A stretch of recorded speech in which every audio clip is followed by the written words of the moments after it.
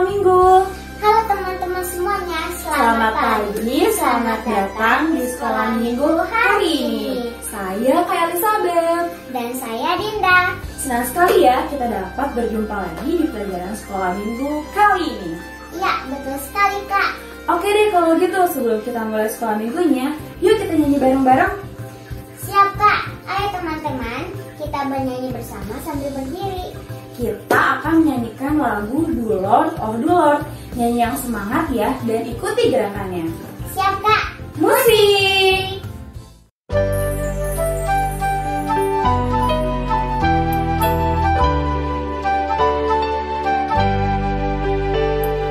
I've got a home in glory land that outshines the sun.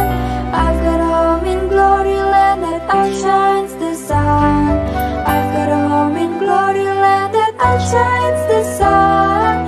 Way beyond the blue. The Lord, oh do remember me. The Lord, oh do remember me. The Lord, oh do remember me. Way beyond the blue. I took Jesus as my Savior, you take him too. I took Jesus as my Savior, you take him too. I took Jesus as my Savior, you take him too. Way beyond the blue. The Lord, oh do remember me. The Lord, oh do remember me. The Lord, oh do remember me. Way beyond the blue.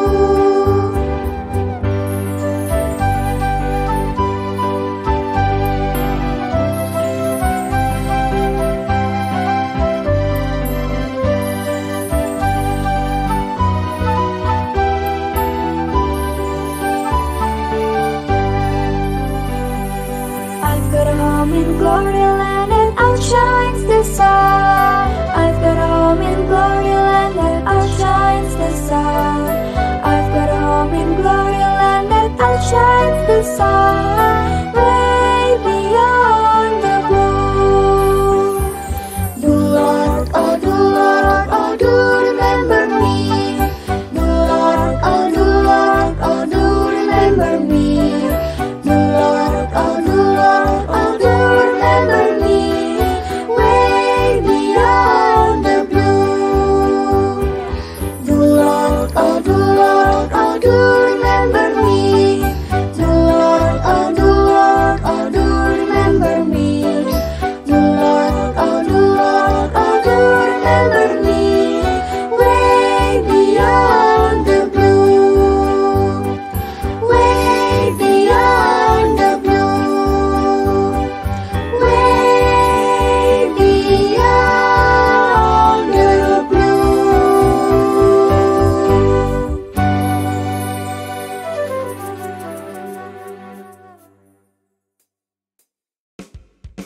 Wih, keren-keren banget ya suara teman-teman semua. Suaranya terdengar sampai sini. Iya dong Kak, kita kan anak Tuhan, kita harus bersemangat untuk memuji Tuhan. Betul, mantap deh kalau gitu. Pokoknya terima kasih ya adik-adik semua sudah ikut bernyanyi dengan semangat. Nah, sebelum kita memulai ke pelajaran sekolah minggu kali ini, kita harus berdoa. Ingat nggak kalau kita berdoa kita harus bagaimana? Serius kan Kak? Betul. Ketika kita berdoa, kita harus serius karena disitulah kita akan bercakap-cakap dengan Allah. Doa kali ini akan dipimpin oleh Kak Puput. Silakan Kak Puput.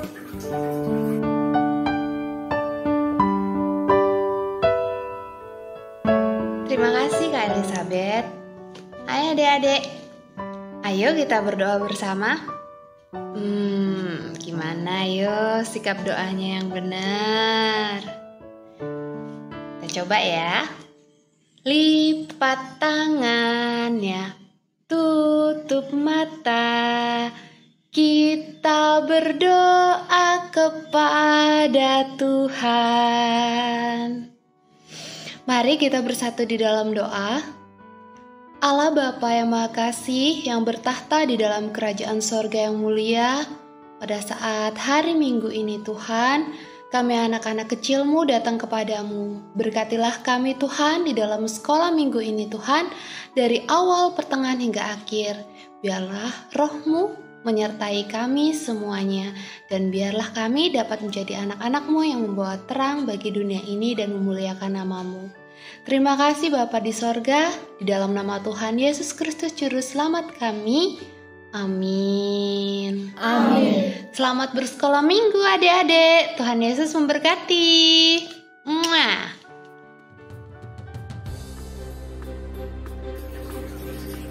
Terima kasih Kak Puput.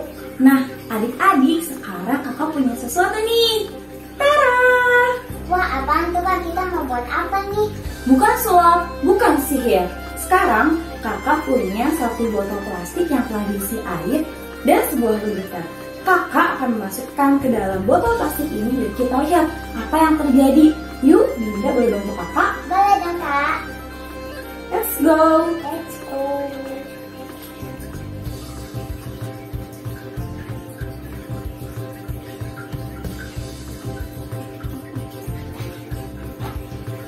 Nah, coba sekarang Dinda putar botol ini secara melingkar ya. Coba. Oke Kak. Nah, terlihat seperti pusaran air. Iya, betul sekali Kak. Nah, adik-adik, kira-kira penampakan angin badai yang merupakan hembusan angin yang sangat kencang seperti pusaran dalam botol ini. Adik-adik, hari ini kita akan belajar tentang bagaimana Allah membawa Elia ke surga dengan kereta kuda berapi dalam angin badai. Hah, jadinya air masuk ke dalam angin badainya ya Pak? Iya, Wow. Kedengarannya menarik nih ceritanya. nah kalau gitu, yuk kita dengar kisahnya dan kita dengar cerita tentang apa ini ya. Ya, nah aku jadi penasaran nih sama ceritanya. Yuk kita simak.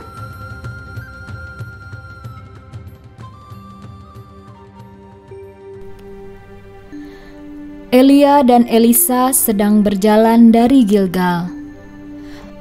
Berkatalah Elia kepada Elisa, "Baiklah tinggal di sini, sebab Tuhan menyuruh aku ke Betel." tetapi Elisa menjawab, "Demi Tuhan yang hidup dan demi hidupmu sendiri, sesungguhnya aku tidak akan meninggalkan engkau." Lalu pergilah mereka ke Betel. Pada waktu itu, keluarlah rombongan nabi yang ada di Betel mendapatkan Elisa. Lalu berkatalah mereka kepadanya, "Sudahkah engkau tahu bahwa pada hari ini Tuhanmu akan diambil daripadamu oleh Tuhan, terangkat ke surga?" Jawabnya, "Aku juga tahu, diamlah." berkatalah Elia kepadanya, "Hai Elisa, baiklah tinggal di sini, sebab Tuhan menyuruh aku ke Yeriko." Nah, adik-adik, mungkin sesekali waktu kalian juga pernah mengalami kejadian yang dialami oleh Elisa pada waktu itu. Misalnya, suatu saat anggota keluarga kalian atau orang tua kalian pergi ke suatu tempat, tapi karena alasan tertentu kalian gak boleh ikut. Kira-kira gimana ya perasaan kalian? Yang pastinya sedih dong Kak. Nah, wajar sekali kalau kalian sedih. Ini juga dialami oleh Elisa. Elisa juga merasa sedih kalau teringat bahwa ia akan kehilangan gurunya. Makanya ia tidak mau memikirkannya. Yuk kita lihat bagaimana jawaban Elisa selanjutnya. tetapi Elisa menjawab, "Demi Tuhan yang hidup dan demi hidupmu sendiri, sesungguhnya aku tidak akan meninggalkan engkau." Lalu sampailah mereka di Yeriko. Pada waktu itu, mendekatlah rombongan nabi yang ada di Yeriko kepada Elisa, serta berkata kepadanya, "Sudahkah engkau tahu bahwa pada hari ini Tuhanmu akan diambil daripadamu oleh Tuhan, terangkat ke surga?" Jawabnya, "Aku juga tahu, diamlah." berkatalah Elia kepadanya, "Baiklah tinggal di sini, sebab Tuhan menyuruh aku ke sungai Yordan." Jawabnya,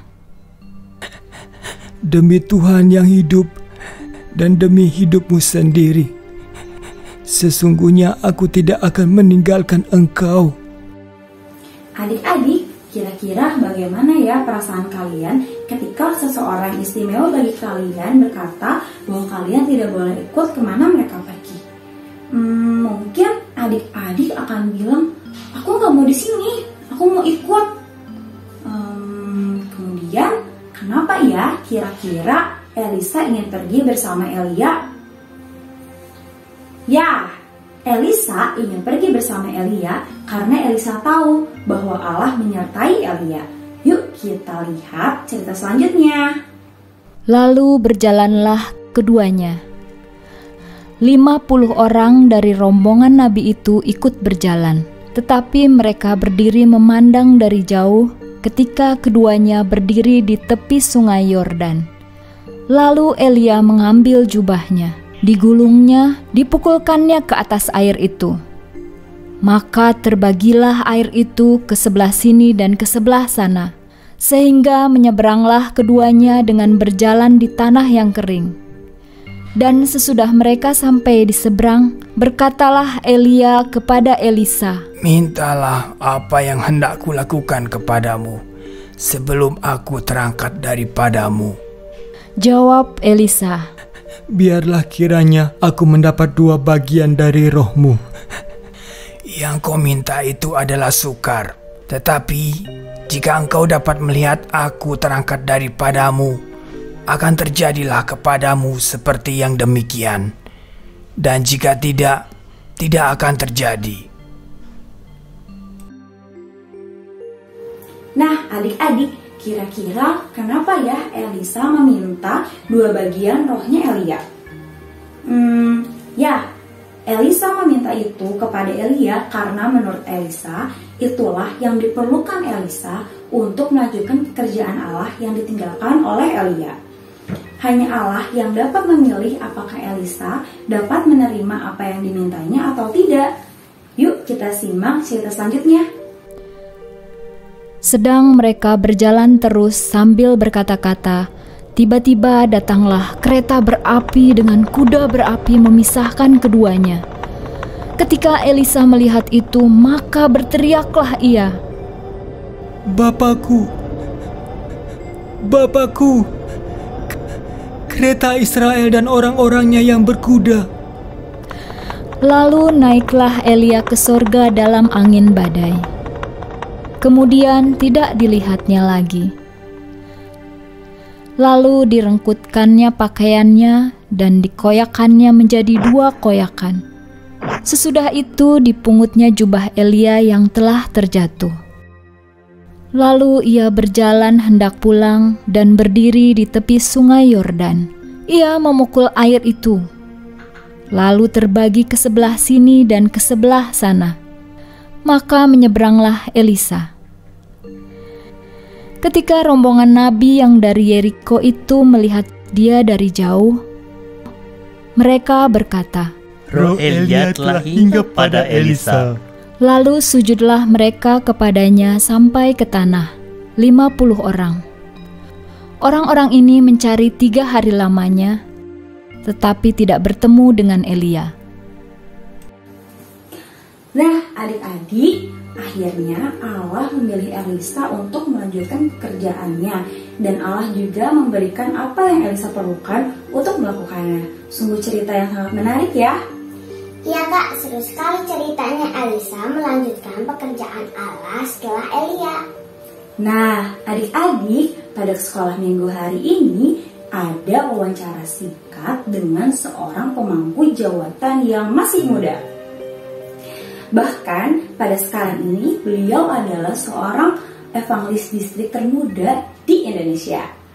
Nah, kira-kira wawancara ini akan dilaksanakan oleh siapa ya? Wawancara ini akan dilaksanakan oleh 2 orang reporter cilik. Nah, kalau gitu, yuk kita simak wawancara singkat mereka.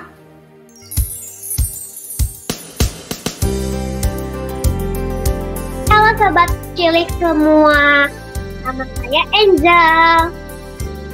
Halo, nama saya Adriel. Sobat Cilik semua, ceritanya sekarang kami adalah reporter Cilik dari sekolah minggu yang akan mengadakan wawancara singkat dengan seorang evangelis distrik yang masih muda. Siapakah beliau? Iya, beliau adalah evangelis distrik Mercy Kristiawan. Beliau adalah evangelis distrik yang bekerja merawat sekitar 932 anggota dan 79 pemangku jawatan di subdistrik Kebumen. Nah, Sobat Cilik semua sudah kenal dengan beliau belum? Yuk kita mulai saja wawancaranya. Halo evangelis distrik Mercy. Halo anak-anak. Evangelis distrik Mercy, terima kasih atas waktunya. Kita langsung mulai wawancara saja ya evangelis distrik. Ya, silakan. Evangelis distrik Mercy, pertama-tama kami ingin bertanya, sejak kapan evangelis distrik ditahbiskan sebagai pemangku jawatan? Baik, terima kasih banyaknya anak-anak.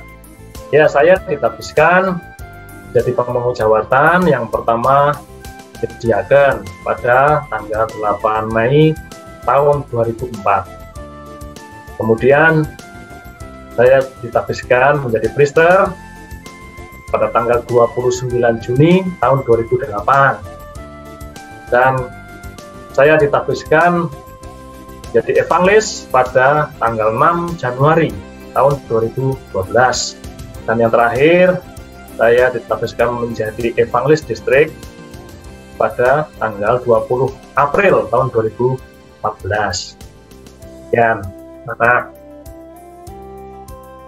Sebelum evangelis distrik, pasti ada pemangku jawatan lain yang bekerja sebelumnya.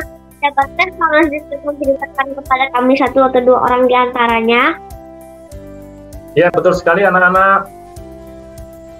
Pemangku jawatan yang bekerja sebelum saya ditahbiskan ada yang pertama evangelis distrik Dwi Julistio Utomo, yang selanjutnya beliau ditahbiskan menjadi uskup, dan kemudian beliau digantikan oleh almarhum evangelis distrik Yetri Prabowo.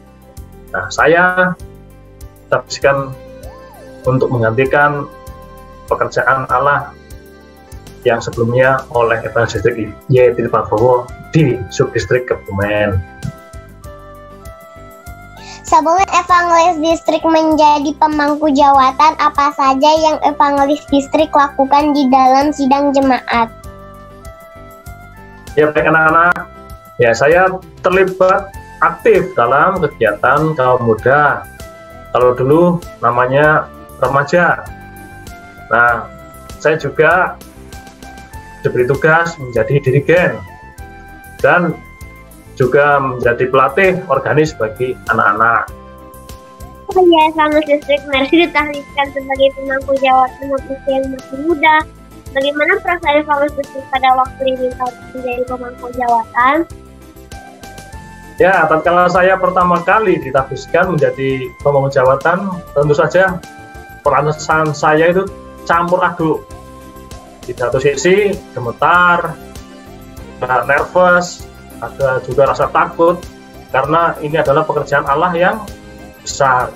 Namun di sisi lain juga sukacita bahwa saya diperkenankan oleh Tuhan untuk membantu pelayanan Tuhan, pelayanan Allah dengan tanggung jawab yang lebih besar. Sungguh menarik sekali ya cerita Sobat Cilik. Iya, betul sekali. Sobat Cilik semua, tak terasa wawancaranya sudah habis. Tapi sebelumnya kita ajukan satu pertanyaan lagi kepada evangelis distrik Mercy. Apakah ada pesan-pesan evangelis distrik Mercy bagi kami anak-anak sekolah minggu yang jika sekolah kami diminta untuk melayani Allah lebih lagi di dalam pekerjaan dan gerejanya? Ya, anak-anak sekolah minggu yang kekasih, pesan saya untuk engkau semua, marilah anak-anak dengan sukacita dan tulus hati, didasari dengan kasih, ambil bagian untuk melayani Allah. Mengapa? Ya, karena Allah telah mengasihi kita lebih dahulu dengan memilih kita sebagai anak-anaknya. Allah menyelamatkan kita juga dari dosa-dosa melalui putranya, yaitu Tuhan Yesus. Bahkan juga Allah telah menyiapkan kerajaan surga bagi kita semua. Kita membalas kasih Allah dengan melayani Allah. Nah, dengan cara apa ini anak-anak bisa melayani Allah? Yaitu dengan cara aktif dalam kegiatan sekolah minggu, dalam aktivitas gereja, seperti misalnya membantu dalam menyanyi, paduan suara, dan juga memainkan alat musik di gereja, juga lain-lainnya.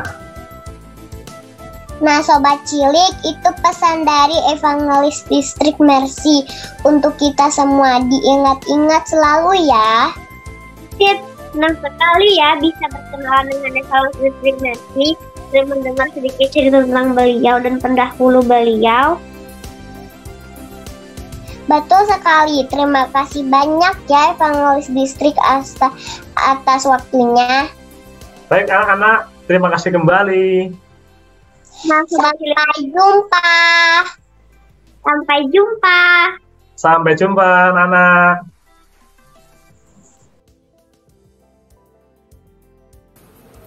Nah, adik-adik, setelah kita melihat ceritanya dan kita juga melihat wawancaranya, kita jadi tahu nih bahwa pekerjaan Allah itu akan berjalan terus-menerus dari waktu ke waktu.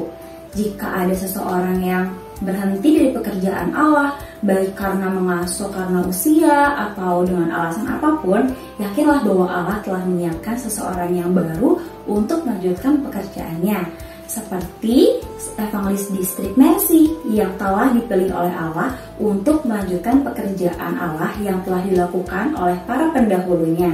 Dan Allah telah melengkapi beliau dengan apa yang diperlukan oleh beliau dan untuk melakukan tugas dan pekerjaan ini. Sekarang, yuk kita coba membaca dan menghafal ayat hafalan berikut. 2 Raja-Raja 2 ayat 2. Dan demi hidupmu sendiri, sesungguhnya aku tidak akan meninggalkan engkau. Yuk coba kita hafalkan sekali lagi.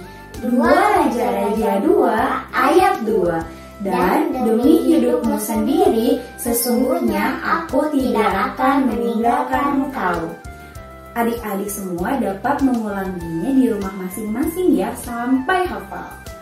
Nah, demikianlah kisah Alkitab Elisa. Adik-adik sekarang tahu bahwa Elisa melanjutkan pekerjaan Allah setelah Elia.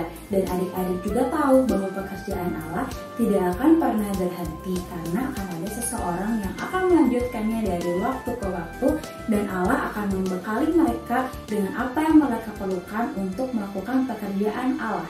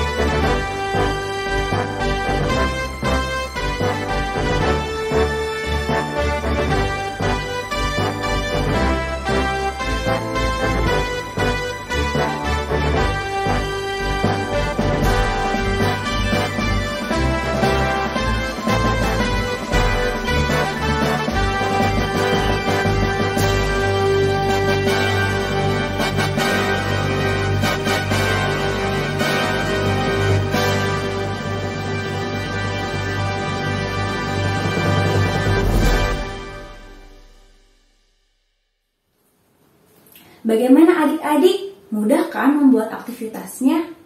Hebat! Nanti jangan lupa di-share fotonya kepada Bapak atau Ibu guru sekolah minggunya ya. Nah, selanjutnya kami akan menayangkan foto-foto adik-adik kiriman dari anak-anak sekolah minggu dari Sabang sampai Merauke. Kami ucapkan terima kasih bagi adik-adik yang telah mengirimkannya. Bagi yang belum, kami tunggu untuk hasil foto selanjutnya. Jangan lupa ikut kirim ya.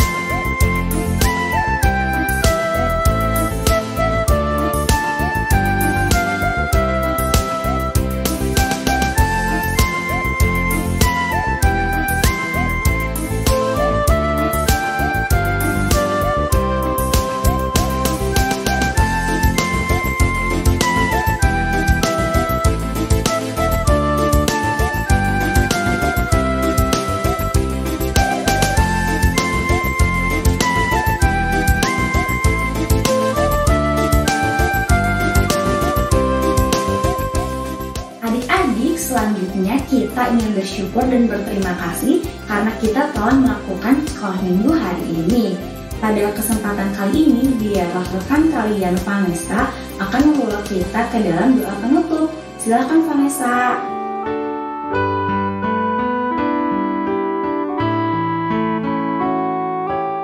Mari teman-teman kita berdoa. Bapa kami yang di surga, terima kasih telah menyertai pelajaran sekolah minggu ini. Semoga dapat menguatkan iman kami semua di dalam nama Tuhan Yesus Kristus, Juru Selamat kita. Amin. Amin. Terima kasih Vanessa. Nah, adik-adik, gimana pelajaran sekolah minggu hari ini? Adik-adik semua seneng gak? Aku senang banget sih, Kak. Wah, puji Tuhan ya, kalau Dinda dan teman-teman semua yang ada di rumah juga senang. Kakak juga di sini sangat senang loh. Nah, kita akan menutup pelajaran sekolah minggu kali ini dengan sebuah lagu. Kalau gitu, yuk sekarang kita bangkit berdiri untuk menyanyikan bersama dengan penuh sukacita. Musik!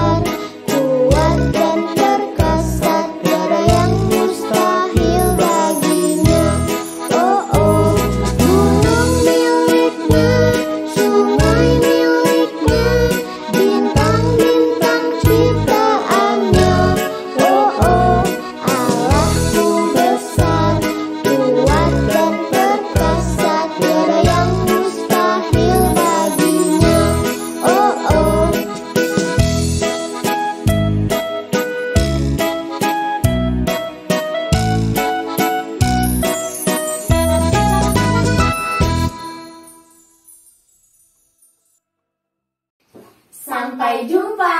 Allah Bapa memberkati.